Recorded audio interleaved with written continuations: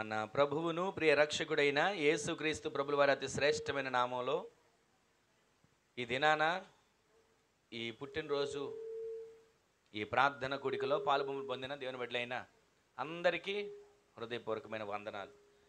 దేవుడు ఎంతవరకు మనలను మన కుటుంబాలను కంచెవేసి కాపాడి ఆయన సజీవమైన రెక్కల నీళ్ళలో భద్రపరిచిన దేవునికి ఒక్క క్షణం చేతులెత్తి దేవునికి స్తోత్రం చెప్దాం. హల్లెలూయా, హల్లెలూయా. కొద్దిసేపు దేవుని మాటలు మనం ఒక వాక్యాన్ని చదువుకొని మనం ప్రార్థన చేసుకుందాం. దేవుని మాట జీవం కలిగిన మాట. మనుషుడు రొట్టె వలన కాక దేవుని నోట నుండి వచ్చే ప్రతి మాట వలన జీవిస్తాడు. ఆ మాట ప్రతి మనిషిని బ్రతికింపజేస్తుంది, ప్రతి మనిషిని దిద్దుతుంది, ప్రతి మనిషిని కడుతుంది. ఒక్క మాట మనం చదువుకొని ప్రార్థన చేసుకుందాం. చూడండి, 115వ కీర్తన.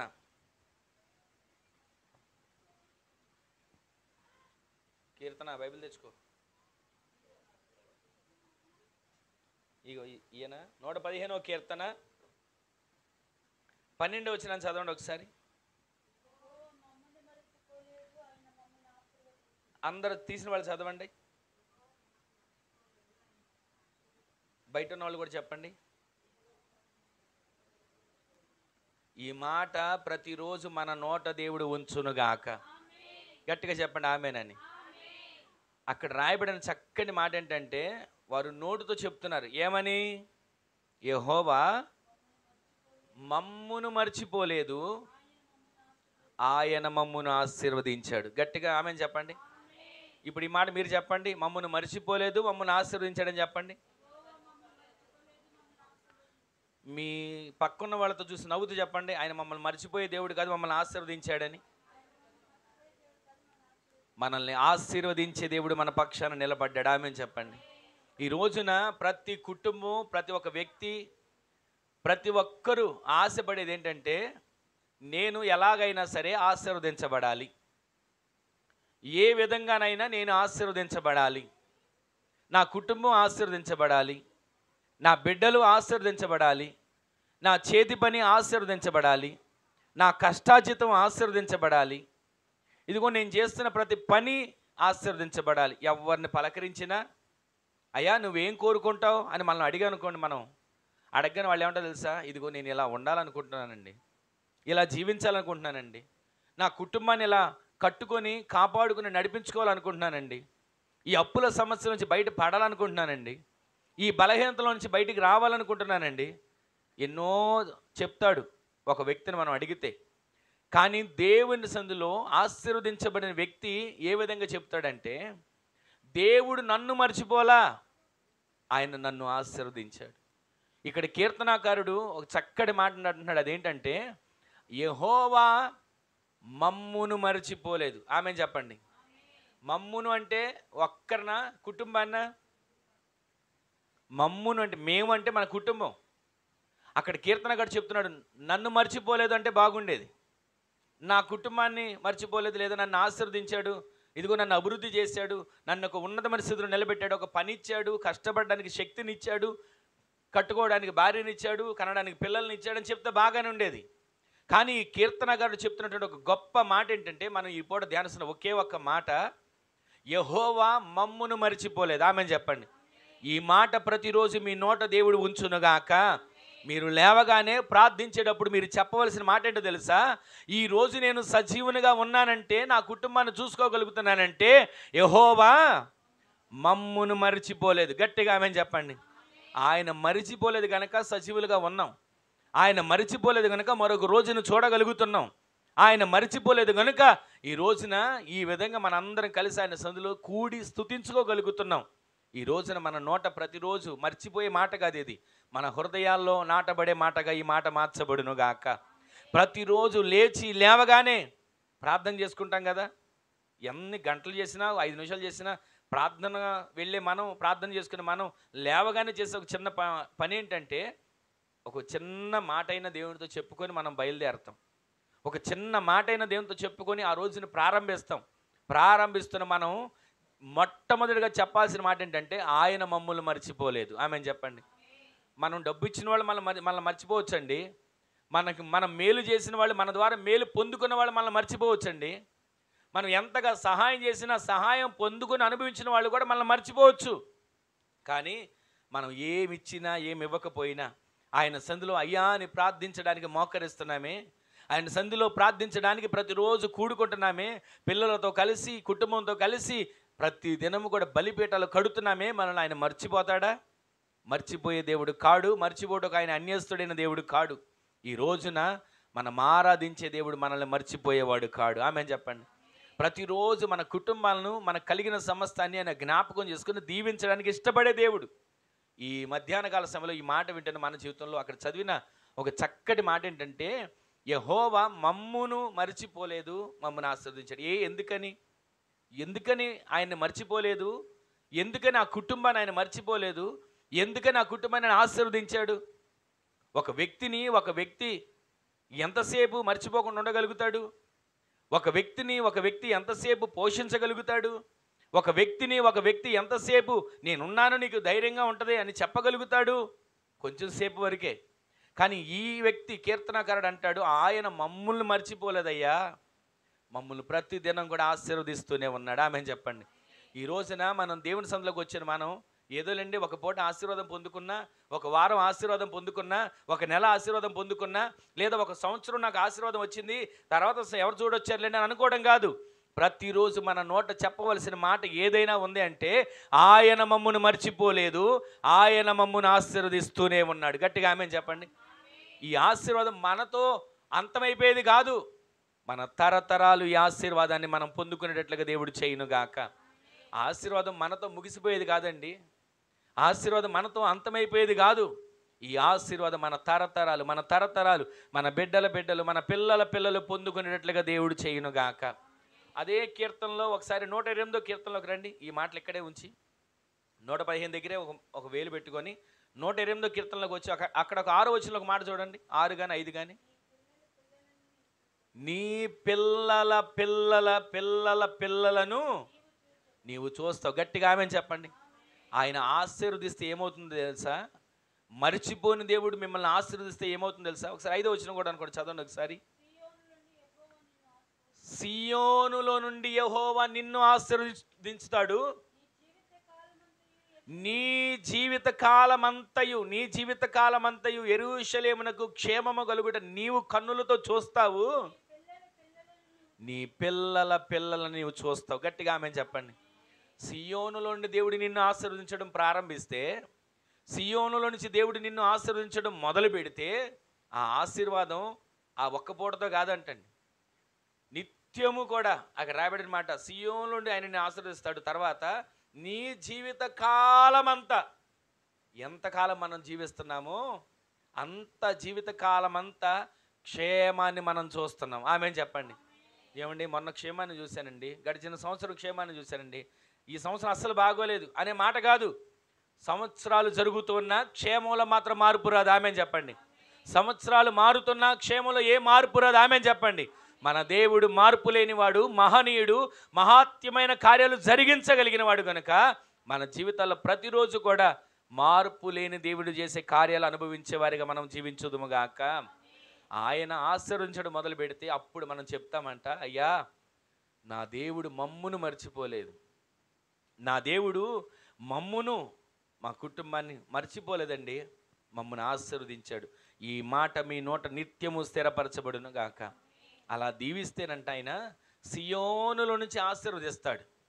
సియోనులో నుంచి ఆయన నిన్ను నీ కుటుంబాన్ని ఆశీర్వదిస్తాడు.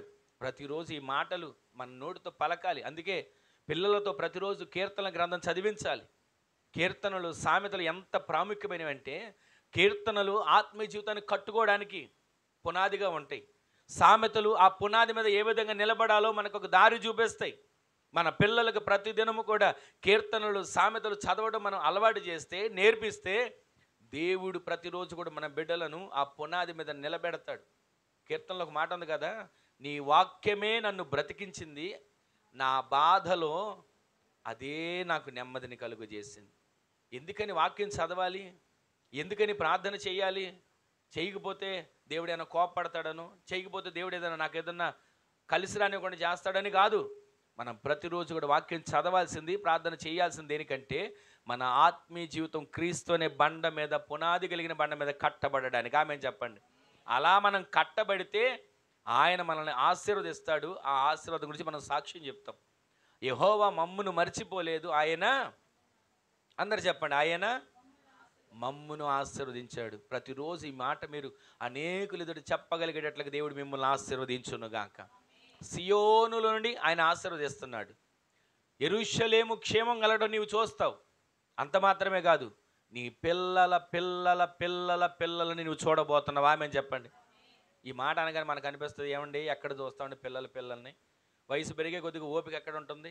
40 దాటగానే కాళ్ళు లాగుతున్నాయి, 40 దాటగానే ఒళ్ళు నేను మోసుకోలేకపోతున్నాను, బరువెక్కిపోతుంది, ఎక్కడ చూస్తామండి అని అంటాం. ఈ రోజు నుంచి ఈ మాటలు మనం విడిచిపెడదాం. మన పిల్లల్ని చూసేటట్లుగా దేవుడు చేయబోతున్నాడు. ఆమె చెప్పండి. నీ మనవడి పెళ్లి నువ్వు చూస్తావు, నీ ముని మనవడి పెళ్లి కూడా నువ్వు చూడాలి. ఆమె చెప్పండి. దేవుడు ఆ విధంగా నిన్ను ఆశీర్వదించునుగాక. దేవుడు ఆ విధంగా మిమ్మల్ని వర్ధిల్ల చేయునుగాక. అప్పుడు మీ నోటితో మీరు చెప్తారు, యెహోవా మమ్మును మర్చిపోలేదు. తర్వాత మాట చెప్పండి, ఆయన మమ్మును ఆశీర్వదించాడు. ఈ రోజున ప్రతిరోజు మన నోటితో ప్రతిరోజు మనం పలకాల్సింది తెలుసా? నా పని అయిపోయింది కాదు, నాకింకా దేవుడు భవిష్యత్తు ఇచ్చాడు. ఆమె చెప్పండి.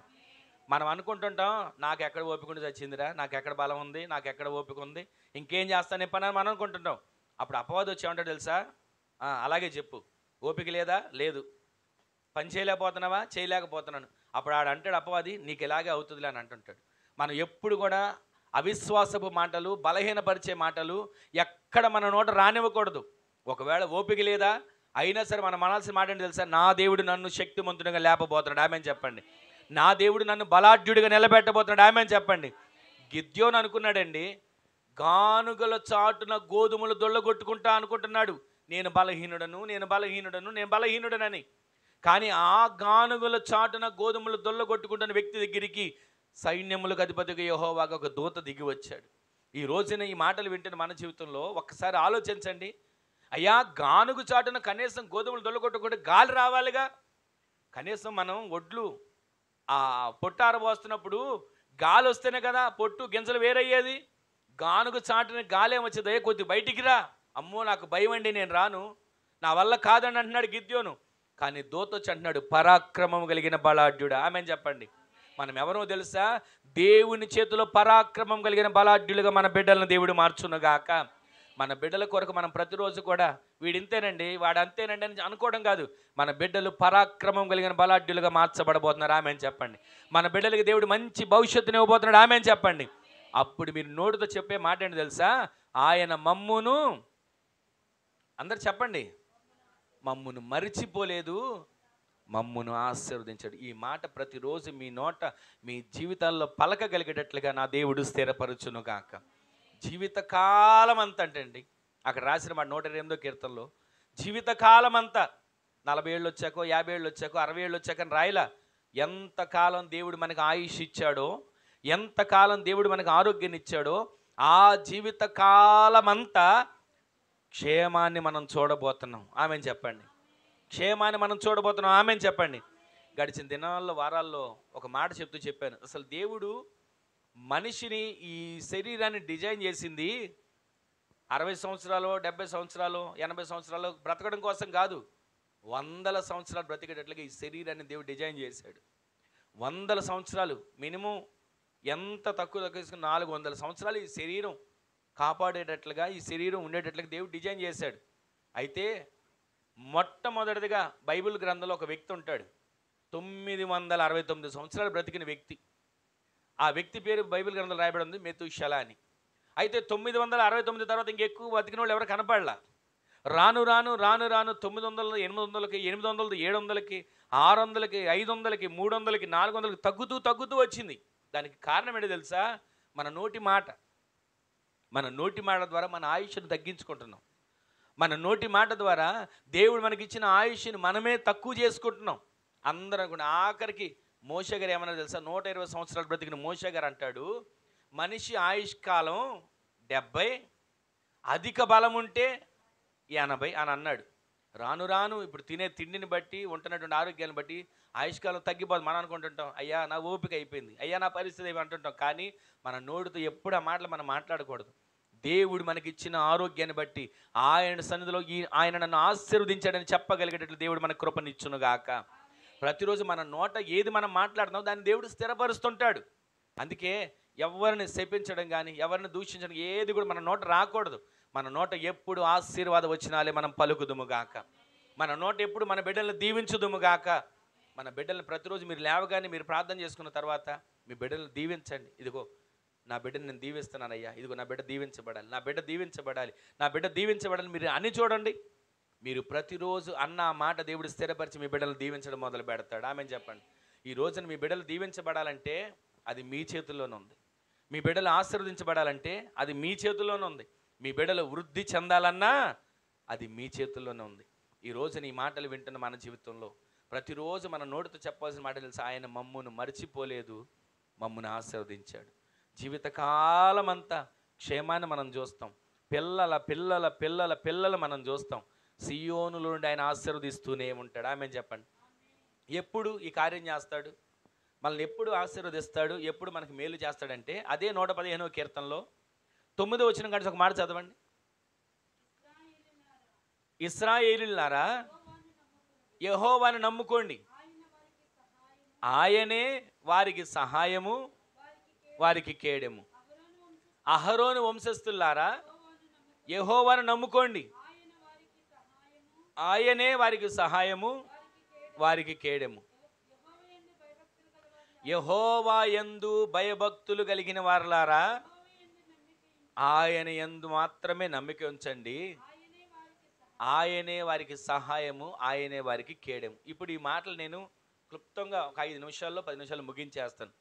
ఇక్కడ మనం గమనించినట్లయితే మూల వాక్యం నుంచి మనం వింటున్నాం, యెహోవా మమ్మును మర్చిపోలేదు, ఆయన మమ్మును ఆశీర్వదించాడు.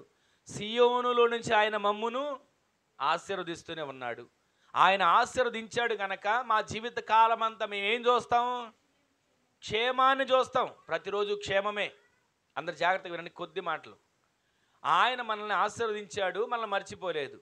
సియోను నుంచి ఆయన మనల్ని ఆశీర్వదించాడు, మనల్ని దీవించాడు కనుక మనము బ్రతికినంత కాలం, మనం జీవించినంత కాలం మన కుటుంబంలో మనం ఏం చూస్తాం? క్షేమాన్ని చూస్తాం. క్షేమాన్ని చూడటం అంటే పిల్లల పిల్లల పిల్లల పిల్లలను మనం కన్నులతో చూడబోతున్నాం. ఆమెం చెప్పండి. మన పిల్లలను తరతరాలండి, తరతరాలు కనీసం 4 తరాలన్నా చూడాలా? 4 తరాలు ఆశ ఉండాలి కదా. ఆశ ఉంటే దేవుడు ఆశీర్వదిస్తాడు. ఆమెం చెప్పండి. ఆశ మనలో ఉంటే ఆశీర్వాదం ఆటోమేటిక్గా వస్తుంది. తరతరాలు పిల్లల పిల్లలను మనం చూసేటట్లు దేవుడు నిలబెట్టునుగాక. అట్టి కార్యాలు దేవుడు జరిగించేటట్లుగా ఇప్పుడు మనం చదివిన మాటలు ఏంటంటే, మన పిల్లలు దీవించబడాలన్నా మనము ఈ మాట నోటితో చెప్పాలన్నా ఇక్కడ 3 విషయాలు ఉన్నాయి. ఆయన ఇశ్రాయేలులను చెప్తున్నాడు, ఇదిగో యెహోవాను నమ్ముకోండి. ఇశ్రాయేలుతో చెప్తున్నాడు, యెహోవాను నమ్ముకోండి, ఆయనే మీకు సహాయము, ఆయనే మీకు కేడెము. సరే, రెండో వాళ్ళతో చెప్తున్నాడు, అహరోను వంశస్థులారా యెహోవాను నమ్ముకోండి అయ్యా, దేవుని నమ్ముకోండి, ఆయనే మీకు కేడెము, ఆయనే మీకు సహాయము. తర్వాత అంటున్నాడు, యెహోవా యందు భయభక్తులు కలిగిన వారలారా నమ్ముకోండి, ఆయన నమ్ముకోండి, ఆయన మీకు సహాయంగా కేడెము ఉంటాడు. ఈ 3 గుంపులు వాళ్ళు ఉన్నారండి ఇక్కడ. ఈ 3 గుంపులు మనం గమనిస్తే ఇశ్రాయేలీలు. వీరు ఎవరు అంటే ఇజ్రాయెల్ దేశంలో ఉన్నటువంటి వ్యక్తులని మనం అనుకుంటున్నాం. కానీ ఇప్పుడు మనం ఆత్మీయంగా ఇశ్రాయేళ్ళం. సాధారణంగా మనం ఇశ్రాయేల్ ప్రజలం కాదు, ఇశ్రాయేల్ దేశంలో పుట్టిన వాళ్ళం కాదు. అయినా దేవుని రక్తము చేత కడగబడిన జనాంగం కొన్న మనమందరం కూడా ఆత్మీయులుగా ఇశ్రాయేల్గా దేవుడు మనల్ని స్థిరపరిచాడు. ఆమెను చెప్పండి. ఇశ్రాయేల్గా ఉన్న మనం ఏం చేయాలో తెలుసా? ప్రతిరోజు దేవుని సందులో ఆయన వైపు తేరు చూస్తూ ఆయన రాకడ కొరకు కనిపెట్టుకుంటూ మన కుటుంబాన్ని నడిపించుకుంటూ ప్రతిదినము ప్రార్థనలో, యాచనలో, కృతజ్ఞతాస్తుతుల్లో, కుటుంబంలో బలిపీఠం కట్టడంలో ఇశ్రాయేల్ వలె మనం ఆత్మీయంగా ఎదగాలి. రెండో గుంపు కనబడుతున్నారు. వారెవరు అంటే అహరోను వంశస్థులు, అంటే యాజకులు. యాజకులు మాత్రమే ప్రార్థిస్తారు, యాజకులు మాత్రమే సేవ చేస్తారు, యాజకులు మాత్రమే దేవుని పని చేస్తారని కాదు. దేవుని బిడ్డలుగా మన అందరం కూడా ప్రతిరోజు ప్రార్థన ధూపం వేసేవారిగా, ప్రతి దినము కూడా యాజకత్వం చేసిన ఆ సేవకుల వలె, ఇదిగో నా బిడ్డలయ్యా, ఇదిగో నా గ్రామం అయ్యా, ఇదిగో నా కుటుంబం అయ్యా, ఇదిగో నా ప్రాంతం అయ్యా అని ధూపము వేసేవారిగా మనము మార్చబడాలి. మూడో వ్యక్తులు కనబడుతున్నారు. వారెవరంటే యెహోవా యందలి భయము భక్తి కలిగిన వాళ్ళు. ఆ భయము భక్తి కలిగిన గుంపులో మనం ఉండాలి. ఆమేన్ చెప్పండి. భయము భక్తి కలిగిన గుంపులో మనం ఎందుకు ఉండాలో కొన్ని మాటలు మీకు జ్ఞాపకం చేస్తాను. మొట్టమొదట ఇశ్రాయేలు అంటే ఈ మాటలు మీరు చాలాసార్లు విన్న మాటలు కనుక క్లుప్తంగా నేను చెప్పుకు వెళ్ళిపోతున్నాను. ఇశ్రాయేలు ఎవరు అంటే ఆయన రక్తం చేత కడగబడిన వారు. ఈ రోజున మనమందరం కూడా ఆయన రక్తం చేత కడగబడ్డాం, ఆయన సొత్తుగా మార్చబడ్డాం.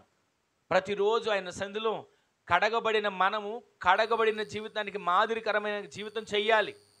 కడగబడిన మనం ప్రతిరోజు కూడా ఆయన నిత్యము కూడా ఆయన సంధిలో నాటబడిన వారిగా జీవించాలి. కడగబడిన మనం ఏమోలంటే ఒకసారి కడగబడ్డాను, ఒకసారి బాప్తిసం తీసుకున్నాను, అయిపోయింది పని అని మరలా లోకంలోకి వెళ్ళేవారిగా కాదు. కడగబడిన మనం ప్రతిరోజు కూడా ఆ కడగబడినటువంటి పరిశుద్ధతకు నిలయంగా మన దేహాన్ని మార్చుకొని ప్రతి దినము కూడా ఈ దేహంలో ఏ రకమైన అపవిత్రత అంటకుండా మాట ద్వారా కానీ, చూపు ద్వారా కానీ, మన ప్రవర్తన ద్వారా కానీ ఎక్కడ ఏ రకమైన అపవిత్రత మన దేహానికి అంటకుండా ప్రతిరోజు ఆత్మీయ ఇశ్రాయేలీయులుగా మనము మార్చబడి కడగబడిన జీవితంలో మనం జీవించేవారిగా మార్చబడాలి. ఆమేన్ చెప్పండి. ఆ విధంగా కడగబడిన జీవితం చేయాలి. కడగబడక మునుపు మన ఇష్టం ఏ విధంగా బ్రతికం. కడగబడక మునుపు మన ఇష్టం జీవించాం. కడగబడక మునుపు మనలో కోపాలు, ఆవేశాలు, కక్షలు, అసూయలు, ద్వేషాలు ఎన్నో ఉన్నాయి. కానీ కడగబడిన తర్వాత నుంచి వీటన్నిటిని విసర్జించి వీటన్నిటిని విడిచిపెట్టి క్రీస్తు సారూప్యంలోకి మనము మార్చబడి, క్రీస్తు పోలికలకు మనము మార్చబడి ఆయన వైపు తేరు చూస్తూ హెబ్రీ పత్రిక 12వ అధ్యాయంలో సెలవిచ్చినట్లుగా విశ్వాసమునకు కర్తయు దానిని కొనసాగించు యేసు వైపు చూచుచు కడగబడిన మనము ఈ పరుగు పందెంలో ఓపికగా పరిగెత్తే వారిగా దేవుడు నిలబెట్టునుగాక. ఆ విధంగా నిలబడాలి అంటే కడగబడిన మనం యేసు వైపు చూడాలి. కడగబడిన మనం లోకం వైపు చూస్తే పడిపోతాం. కడగబడిన మనం పాపం వైపు చూస్తే పడిపోతాం. కడగబడిన మనం వ్యసనాల వైపు చూస్తే పడిపోతాం. కానీ ప్రతిరోజు మనం చూడవలసింది లోకం వైపు కాదు, పాపం వైపు కాదు, వ్యసనాల వైపు కాదు, విశ్వాసమునకు కర్తయు దాన్ని కొనసాగించే యేసు వైపు చూస్తూ మన ఆత్మీయ పరుగు పందులు మనము పరుగులు పెడితే ఆ ఆత్మీయ ఇశ్రాయేలుగా ఉన్న మనలను ఆయన మరిచిపోడు, ఆయన మనల్ని ఆశీర్వదించబోతున్నాడు. ఆమేన్ చెప్పండి. ఆత్మీయ ఇశ్రాయేలుగా మనం మార్చబడిన కుటుంబాలుగా మనం ఉంటే ప్రతిరోజు మనల్ని మర్చిపోడు, మనల్ని ఆశీర్వదిస్తుంటాడు. రెండో మాట, అక్కడ మనం చదివిన అహరోను వంశస్థులు వారు ఎవరు అంటే యాజక ధర్మం చేసేవాళ్ళు. యాజకులు అంటే ప్రతిరోజు బలిపీఠం దగ్గరికి ఎవరెవరు అర్పణ తీసుకొస్తున్నారో ఆ అర్పణను అంగీకరించేటట్లుగా దేవుని సందులో ప్రార్థించి వాళ్ళు తెచ్చిన అర్పణ పైన చేతులుంచి, తర్వాత అతను తెచ్చినటువంటి వ్యక్తి మీద చేతులుంచి, మరలా అర్పణ మీద చేతులుంచి అతనిలో ఉన్నటువంటి పాపం కానీ, దోషం కానీ, నేరం కానీ తెచ్చినటువంటి అర్పణ మీదకి ట్రాన్స్ఫర్ చేసి దాన్ని తీసుకుని వెళ్ళి బలిపీఠం మీద కాల్చి అర్పించేవాళ్ళు. ఆ అర్పించే పని యాజకుడిది. అర్పించి అక్కడ సరిపోయేవాడా, అక్కడే ఉండడం కాదు, మరలా అక్కడ రక్తాన్ని తీసుకొని ప్రత్యక్ష గుడారంలోకి వెళ్ళి అక్కడున్న బలిపీఠపు కొమ్ములకు, అక్కడ ఉన్నటువంటి నిబంధన మందసపు కొమ్ములకు, ఆ మందిర ప్రత్యక్ష గుడారం అంతా చల్లుకుంటూ వెళ్ళి ప్రాయశ్చిత్తం చేసేవాళ్ళు. ఈ రోజున యాజకుడు ప్రతిరోజు ధూపం వేయాలి, యాజకుడు ప్రతిరోజు ప్రార్థన చేయాలి. అదే సమయంలో విశ్వాసులైన ఆత్మీయ ఇశ్రాయేలులైన బిడ్డలందరూ కూడా ప్రార్థన చేసే గుంపులోకి చేర్చబడాలి. ఆమేన్ చెప్పండి. ప్రతి కుటుంబంలో సంపాదన, ఒకవేళ మనం సంపాదించడానికి సమయం వెళ్ళి వస్తుంటాం, అలసిపోతుంటాం, కానీ అలసిపోయినప్పటికీ కూడా కాసేపు దేవుని సందులో బలిపీఠం కట్టాలి. ఆమేన్ చెప్పండి. కుటుంబంగా అందరం కలిసి గంటలు ఒకవేళ చేయడానికి అవకాశం ఉంటే చేయండి, కానీ కుటుంబంగా కలిసి కొంచెం సేపైన బలిపీఠం కడితే ఆ కుటుంబం నిత్యము కూడా ఆత్మీయ ఇశ్రాయేలుగా కడగబడిన కుటుంబంగా మార్చబడుతుంది. ఆ కుటుంబాన్ని ఆయన మర్చిపోడు, ఆయన ఆశీర్వదిస్తూనే ఉంటాడు. ఆమేన్ చెప్పండి. ఏ ఇంట్లో ప్రార్థన ఉంటుందో ఆ ఇంట్లోకి అపవాది రావడానికి అవకాశం ఉండదు. ఏ ఇంట్లో ప్రార్థన ఉంటుందో ఆ ఇంట్లోకి ఏ రకమైనటువంటి నష్టం కానీ, ఏ రకమైనటువంటి బలహీనతలు కానీ రావడానికి అవకాశం ఉండదు. కొన్నిసార్లు బలహీనతలు ఒకవేళ శారీరకంగా వచ్చినా లేదా అపవాది కలుగు చేసిన బలహీనతలైనా మన ప్రార్థన ద్వారా ప్రతిదీ పరిష్కరించబడాలి. ఆమేన్ చెప్పండి.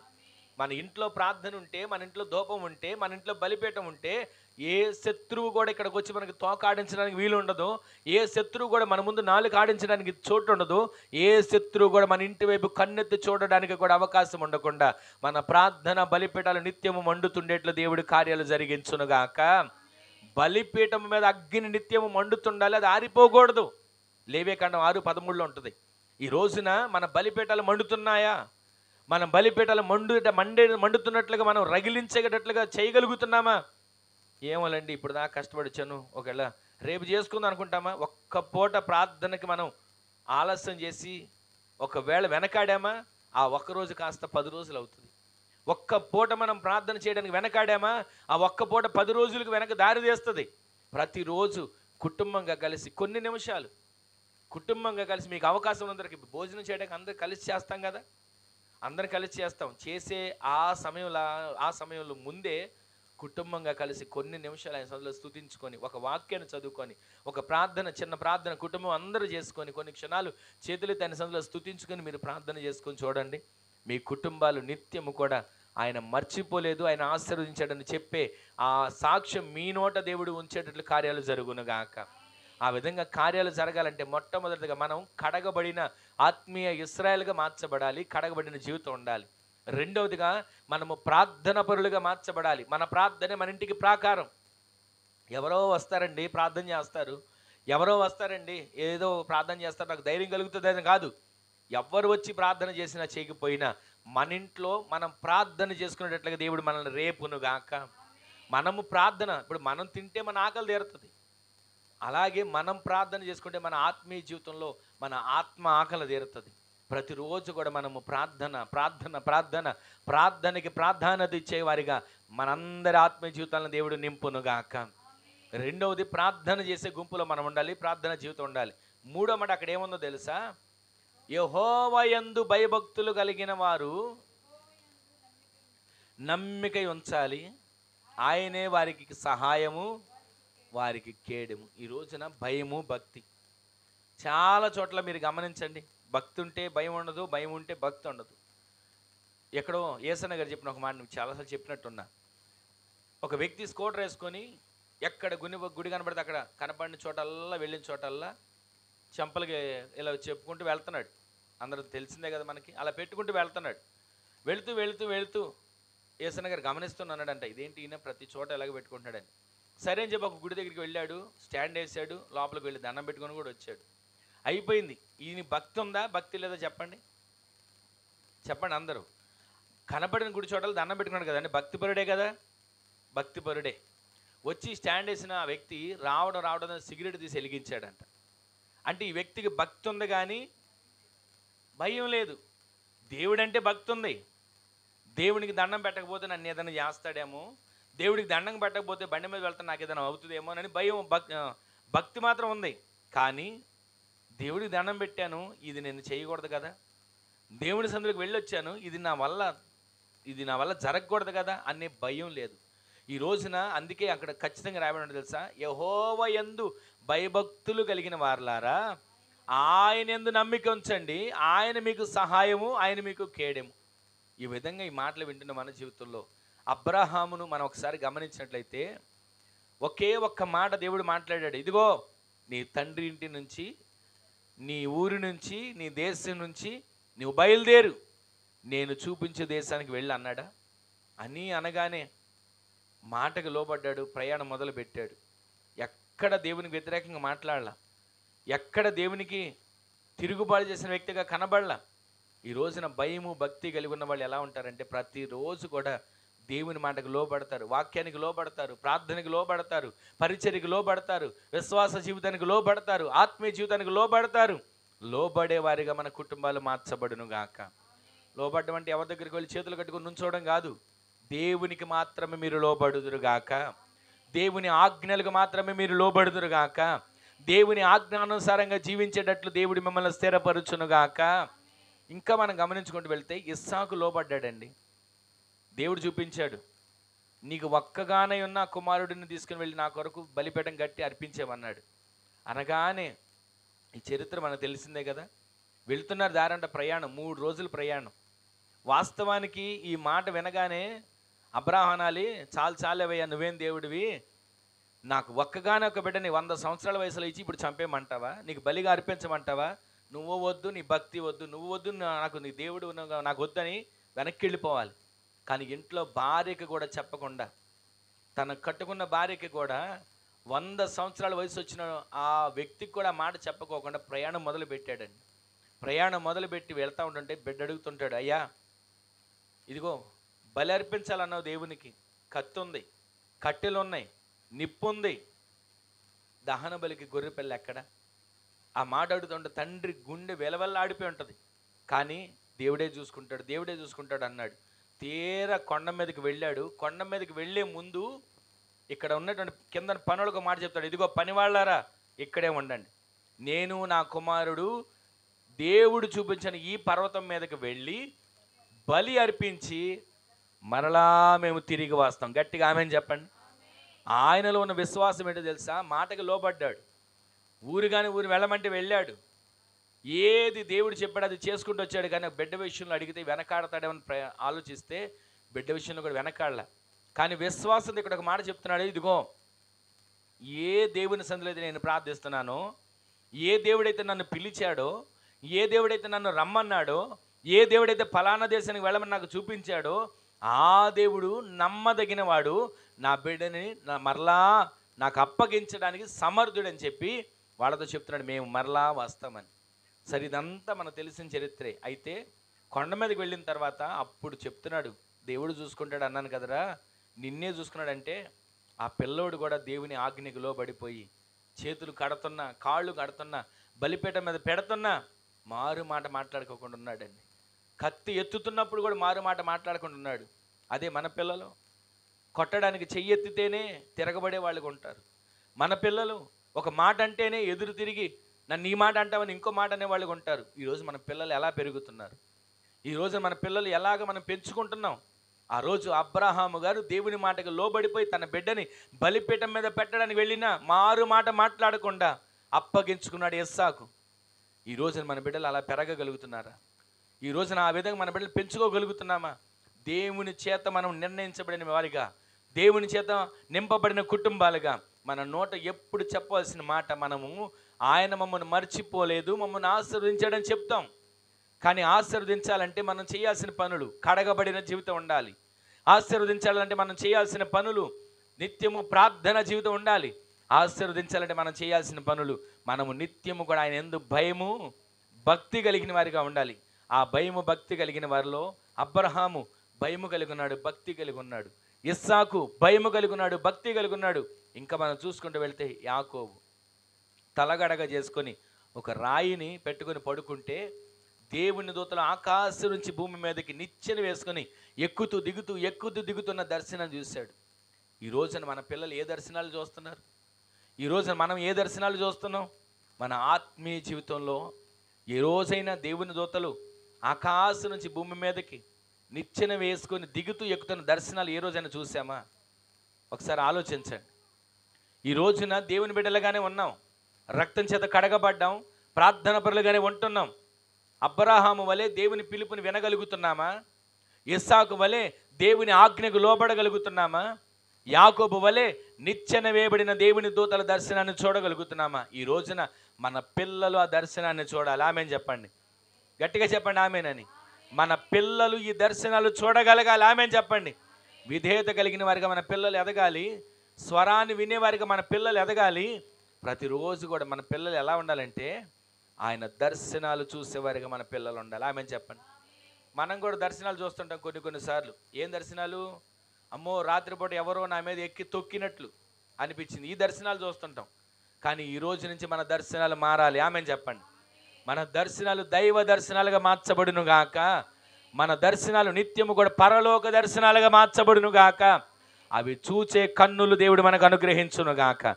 ప్రతి నిత్యము వాటి గురించి సాక్ష్యం చెప్పగలిగిన నోటిని దేవుడు మనకు అనుగ్రహించును గాక. ఈ రోజున ఈ మాటలు వింటున్న మన జీవితంలో మూలవాక్యం, యెహోవా మమ్మును మరచిపోలేదు, మమ్మును ఆశీర్వదించాడు. ఈ మాట మనం చెప్పాలంటే, సియోనుల నుంచి ఆయన ఆశీర్వదించే దేవుని సందులో ఈ మాట మనం చెప్పాలంటే మనం ప్రతిరోజు జీవిత కాలమంతా క్షేమాన్ని చూసేవారిగా ఉండాలి. ప్రతిరోజు మనం మన పిల్లల పిల్లల పిల్లలను చూసేవారిగా మనం మార్చబడాలి. కడగబడిన జీవితం ఉండాలి. ప్రార్థన పరిశుద్ధత కలిగిన జీవితం ఉండాలి. ఆయన యందు భయము భక్తి కలిగిన జీవితం ఉండాలి. అబ్రహాము వలె స్వరాన్ని విని లోబడే మనసు ఉండాలి. ఇస్సాకు వలె ఆజ్ఞలుగా అప్పగించుకునే మనసు ఉండాలి. యాకోబు వలె పరలోక దర్శనాన్ని చూడగలిగిన కృప దేవుడు మనకు అనుగ్రహించును గాక. ఈ రోజున ఈ దర్శనాలు, ఈ కృప, ఈ భాగ్యం అంతటిని ఇక్కడ కూడి ఉన్న ఈ మాటలు వింటున్న ప్రతివానికి దేవుడు దయచేయునుగాక. ప్రతివాని జీవితాల దేవుడు ఈ మాటలు స్థిరపరచునుగాక. ఇక మీద నుంచి మీరు పరలోక దర్శనాలు చూసేటట్లు దేవుడే కార్యాలు జరిగించునుగాక. ఈ రాత్రి నుంచే మీకు పరలోక దర్శనాలు కలుగునుగాక. ఈ రాత్రి నుంచే మీకు పరలోక దర్శనాలు కలుగునుగాక. ఈ రాత్రి నుంచే పరలోక దర్శనాల చేత మీరు నింపబడుదురుగాక. ఆ రీతిగా కార్యాలు జరగాలని ఒక్క క్షణం, అయ్యా మమ్మల్ని మర్చిపోలేదు, మమ్మల్ని ఆశీర్వదించావని మా నోటితో మేము ప్రతిరోజు చెప్పగలిగేటట్లు మా జీవితంలో కార్యాన్ని చేయండి అంటూ ఒక చిన్న ప్రార్థన చేసుకుందాం. అందరూ తల్ల వంచండి. అందరూ కూడా తల్ల వంచండి. ఒక చిన్న ప్రార్థన చేసుకుందాం. యెహోవా మమ్మను మర్చిపోలేదు, ఆయన మమ్మను ఆశీర్వదించాడు. మమ్మను మర్చిపోలేదు, ఆయన మమ్మను ఆశీర్వదించాడు. ఈ మాట మన నోట చెప్పగలిగేటట్లుగా దేవుడి కార్యాలు జరిగించాలి. ఒక్క క్షణం ఒక చిన్న ప్రార్థన చేసుకోండి. ఇశ్రాయేలును ఆశీర్వదించాడు. అహరోను వంశస్థులను ఆశీర్వదించాడు. ఆయనందు భయము భక్తి కలిగిన వారిని ఆశీర్వదించాడు. ఈ రోజున సియోనులో నుంచి ఆయన నిన్ను ఆశీర్వదించాలి. సియోనులో నుంచి, నూతన యెరూషలేములో నుంచి ఆయన నిన్ను ఆశీర్వదించాలి. నీ జీవిత కాలమంతయు క్షేమం కలగడం నీవు చూడాలి. నీ జీవిత కాలమంతా నీ కుటుంబానికి క్షేమం కలగడం చూడాలి. నీ జీవిత కాలమంతా ఆత్మీయ జీవితానికి క్షేమం కలగడం చూడాలి. నీ జీవిత కాలమంతా నీ బిడ్డలకు క్షేమం కలగడం నీవు చూడాలి. నీ పిల్లల పిల్లల పిల్లల పిల్లలను నీవు చూడాలి. దేవుడు ఆ విధంగా కార్యాలు చెయ్యాలని ఒక్క క్షణం ప్రార్థన చేసుకోండి. అయ్యా కడగబడిన జీవితాన్ని మాకు నేర్పించండి.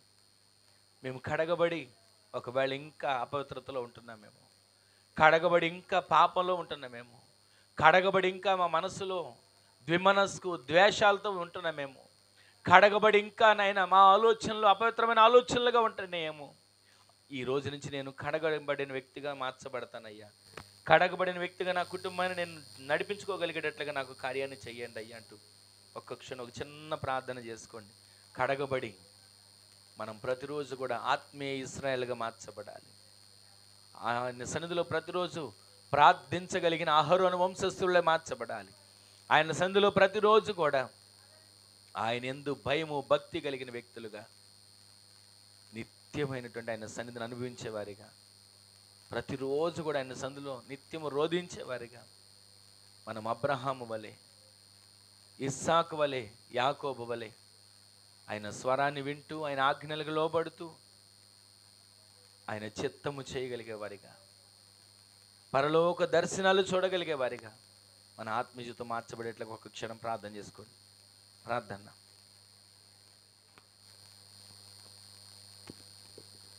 స్తోత్రం స్తోత్రం స్తోత్రం. జీవము కలిగిన తండ్రి, మీకు వందనాలు, స్తుతి స్తోత్రాలు చెల్లిస్తున్నాం నాయనా.